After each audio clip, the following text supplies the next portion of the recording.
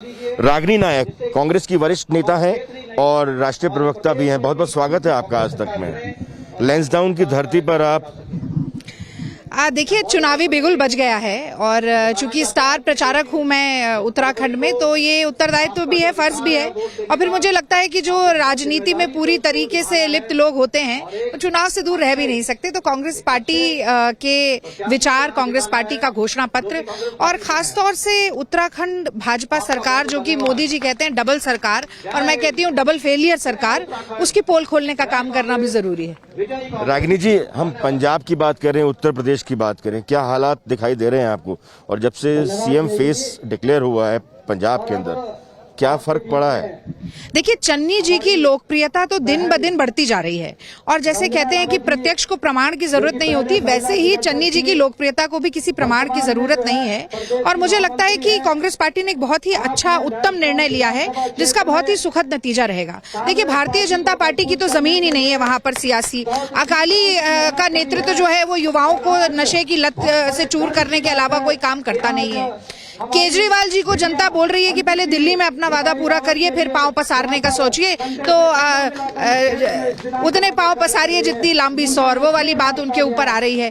भगवंत मान, आप देखिए, एक तरफ चरणजीत सिंह चन्नी और एक तरफ भगवंत मान। मुझे लगता है भगवंत मान एक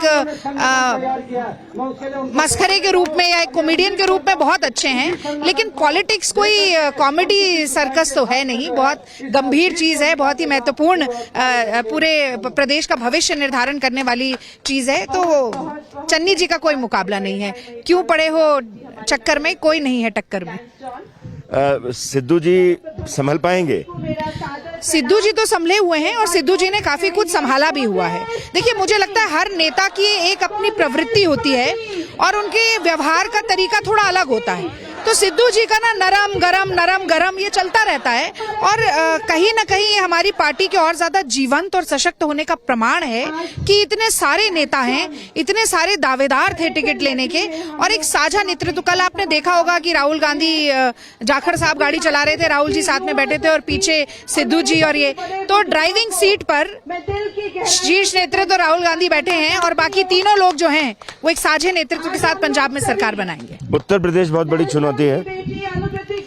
देखिए, उत्तर प्रदेश में पिछले 30 साल से हमारी सरकार नहीं रही, हमारा संगठन सिकुड़ता जा रहा था, लेकिन प्रियंका गांधी एक, जिसे कहते हैं ना, ब्रेथ ऑफ फ्रेश एयर, इस तरह से राजनीति में उन्होंने प्रवेश किया और कहीं ना कहीं पूरा पॉलिटिकल नैरेटिव बदला। आप देखिए कि व्यक्तिवादी राजनीति भारतीय जनता पार्टी करती है। जिनकी 7 साल से देश में सरकार हो, 5 साल से प्रदेश में हो, उनका होना चाहिए था कि हम MY की बात करते हैं, मुद्दा और योग्यता, पर वो कहते हैं MY का मतलब है मोदी और योगी। मोदी के नाम पे वोट दे दो, योगी के नाम पे वोट दे दो, योग्यता और मुद्दों के बारे में मत पूछो।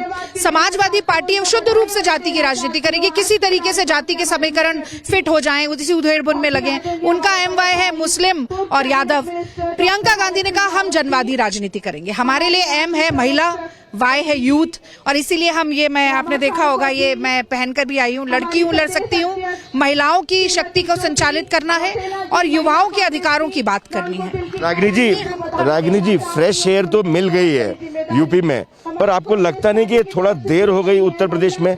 पहले अगर प्रियंका गांधी अगर आती तो कुछ और हो सकता था। देखिए, उनको 2019 के चुनाव से पहले प्रभारी बनाया गया। 1.5 साल मुझे लगता है कोरोना के कारण ये ऐसा रहा जिसमें बाहर बहुत ज्यादा निकल के सक्रियता नहीं हो पाई, लेकिन 18,000 कार्यकर्ता कांग्रेस के जेल गए हैं। चाहे उन्नाव की बात हो, चाहे हाथरस की बात हो, चाहे लखीमपुर में किसान को कुचलने की बात हो, चाहे खाद न मिलने के कारण किसानों की आत्महत्या की बात हो, चाहे गंगा जी के पाट पट जाने की बात हो, चाहे NSA और UAPA जबरन लोगों पर लगाने जो इलाहाबाद हाईकोर्ट ने भी बहुत सारी FIR क्वैश की थी, हर जगह प्रियंका गांधी थी। भाई, प्रियंका गांधी को हिरासत में लेना पड़ रहा है, प्रियंका गांधी को डिटेन करना पड़ रहा है। अखिलेश यादव तब कोरोना के समय में ऑस्ट्रेलिया में थे, कहाँ थे, या घर पे थे। तो ऐसे में मुझे लगता है जनता देख रही है कि कौन उनके साथ कदम से कदम, कंधे से कंधा मिला के खड़ा है। आपने कहा देर आए, नतीजे के बाद आप कहेंगे दुरुस्त आए। देवभूमि में आप हैं, यहाँ की बात करना बेहद जरूरी है। देवभूमि में क्या लग रहा है आपको, क्या कांग्रेस किला फतह कर पाएगी बीजेपी का? देखिए, मुझे लगता है यहाँ हमारा बहुत लंबे समय बाद 2/3 बहुमत से सरकार बनाना तय है। और एक ऐसे समय पर जब मैं कहती हूँ कि कोरोना के कारण आपने देखा कि महिलाओं को, जो गर्भवती महिलाएं थी, एम्बुलेंस नहीं मिली, बीच में ही उन्होंने प्राण त्याग दिए, एक बच्चा दुनिया में आ नहीं पाया। एक ऐसे समय पर जब एक सांस लेने के लिए मोहताज हो गए, यहाँ पर टेस्टिंग घोटाला हो रहा है। भारतीय जनता पार्टी अपने आप को धर्म का सबसे बड़ा स्वघोषित ठेकेदार बताती है। कुंभ के समय पे ये कुंभ के नाम पे घोटाला कर देते हैं, तो वो मुंह में राम बगल में छुरी वाले लोग हैं। 67,000 करोड़ का ऋण प्रदेश में चढ़ा दिया है। और आप यहाँ पहाड़ों की बात कर लीजिए, हर घर जल हर घर नल का नारा था, पानी के 50 स्रोत सूख चुके हैं। सबसे ज्यादा पलायन हो रहा है, 35 लाख लोग पलायन कर चुके थे कोरोना काल में यहाँ से, और जब वापस आए तो उनको कोई जो रिवर्स पलायन की एक समस्या है, आयोग बना दिया जाता है, उसकी कोई रिपोर्ट नहीं आती है। फ्री लैपटॉप, फ्री टैबलेट बांटने की बात की, उसका कुछ नहीं हुआ। 24 घंटे बिजली देने की बात की, उसका कुछ नहीं हुआ। और सबसे बड़ा उदाहरण प्रशासनिक विफलता का होता है कि आपको 5 साल के भीतर 3 मुख्यमंत्री, 10 साल के भीतर 6 मुख्यमंत्री बनाने पड़ते हैं। तो जब आप अपने नकारापन, निकम्मेपन को छुपाने के लिए आप चेहरा बदलते रहते हैं। और आप आज भी देखिए, कांग्रेस पार्टी कह रही है 4 धाम 4 काम। सबसे ज्यादा दिक्कत है महंगाई से, गैस सिलेंडर बढ़ता जा रहा है, हम कह रहे हैं हम 500 रुपए का सिलेंडर देंगे। दूसरी सबसे बड़ी मुश्किल है बेरोजगारी। 20 से 30 साल के जो यहाँ पर नौजवान नवयुवतियां हैं, उनमें 56% दर है बेरोजगारी की। सारे पर्वतीय क्षेत्र जो हैं, उनमें उत्तराखंड में सबसे ज्यादा मृत्यु दर थी कोरोना के समय, और सबसे ज्यादा बेरोजगारी की दर थी। तो हम कह रहे हैं 4 लाख रोजगार हम देंगे। और ये मोदी जी की तरह नहीं है कि 2 करोड़ का वादा करके कहेंगे कि नाली की गैस में पकौड़े तलिए, और उत्तर प्रदेश में लाठियां भाजेंगे, सर फोड़ देंगे, और कहेंगे कि अगर सवाल पूछोगे तो देशद्रोही और पाकिस्तान चले जाओ। तो मैं समझती हूँ बहुत बड़ी बात है। और जो मैंने एम्बुलेंस की बात की, स्वास्थ्य सुविधाएं हर घर हर द्वार हम कह रहे हैं, तो ये सारी बड़ी चीजें हैं। और दूसरी एक चीज मैं ये बात कहना चाहती हूँ, जो एक बड़ा कॉन्सेप्ट, एक विजन है राहुल गांधी जी का, न्याय की व्यवस्था। जिन लोगों के पेट पर लात पड़ी, जिन लोगों का काम धंधा ठप हो गया, जिन लोगों के पास आज 2 जून की रोटी नहीं है, ऐसे गरीब परिवार, मजबूर वर्ग के जो परिवार हैं, हम उनको 40,000 रुपया सालाना देंगे, किसी खैरात के तौर पर नहीं, उनके अधिकार के तौर पर। तो जमीनी मुद्दों पर कांग्रेस पार्टी चुनाव लड़ रही है। और मुझे लगता है कि यहाँ भाजपा के खिलाफ जनता स्वयं खड़ी है, आक्रोशित होकर खड़ी है। तो जैसा कि मैंने आपसे कहा, 2/3 बहुमत से, और 2/3 देगी, क्योंकि कांग्रेस की सरकार बने और इनकी खरीद फरोख्त से बची रहे, इसीलिए पूर्ण बहुमत की सरकार बने। रागिनी जी, कांग्रेस बार बार एक बात का दावा कर रही है कि उत्तराखंड में बीजेपी की सरकार खनन प्रेमी सरकार है। कांग्रेस का साफ तौर पर कहना है कि 10 मार्च को अगर कांग्रेस के पक्ष में रिजल्ट आता है, कांग्रेस की सरकार बनती है, तो मुख्यमंत्री पुष्कर सिंह धामी जेल जाएंगे।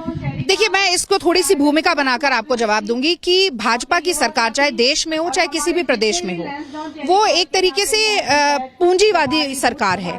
तो जो राहुल गांधी बार बार कहते हैं कि एक AA वेरिएंट आया है, अडानी अंबानी वेरिएंट, कि देश के जहाज, जो पानी के पोर्ट्स हैं, जो एयरपोर्ट्स हैं, जो टेलीकॉम है, जो गैस पाइपलाइन है, जो पावर है, हर चीज, हर बड़ा जो व्यापार है, इंडस्ट्री है, वो अडानी और अंबानी को दे दी जा रही है। और यहाँ पर अगर आप खास तौर से बात करें, कल मैं हरिद्वार ग्रामीण में ही थी, वहां के जो यतीश्वरानंद लड़ रहे हैं वहां से, वो तो खुद भू माफिया हैं, खनन माफिया हैं। तो जनता की जेब में जो पैसा जाना चाहिए, जनता की जेब से पैसा निकाल कर जनता के सुख में जो जिसे कहते हैं विकास में लगना चाहिए, वो अपनी जेब में भरने का काम यहाँ पर हो रहा है।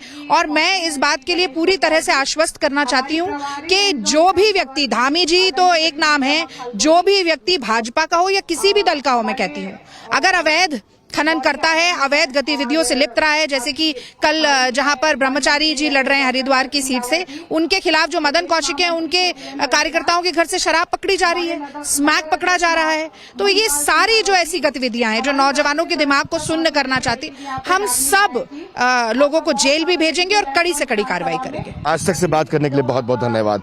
रागिनी नायक, एक बड़ी नेता कांग्रेस की, उनका साफ तौर पर यह कहना है, उत्तर प्रदेश से लेकर पंजाब और पंजाब के बाद उत्तराखंड की राजनीति पर हर तीखे सवाल का रागिनी नायक ने बिल्कुल सीधा जवाब दिया। उत्तराखंड के मुद्दे पर उनका साफ तौर पर यह कहना है कि अगर वाकई खनन में कोई भी लिप्त पाया जाता है तो उसका जेल जाना तय है। कैमरामैन प्रवेश राणा के साथ दिलीप सिंह राठौड़, लेंस डाउन आज तक।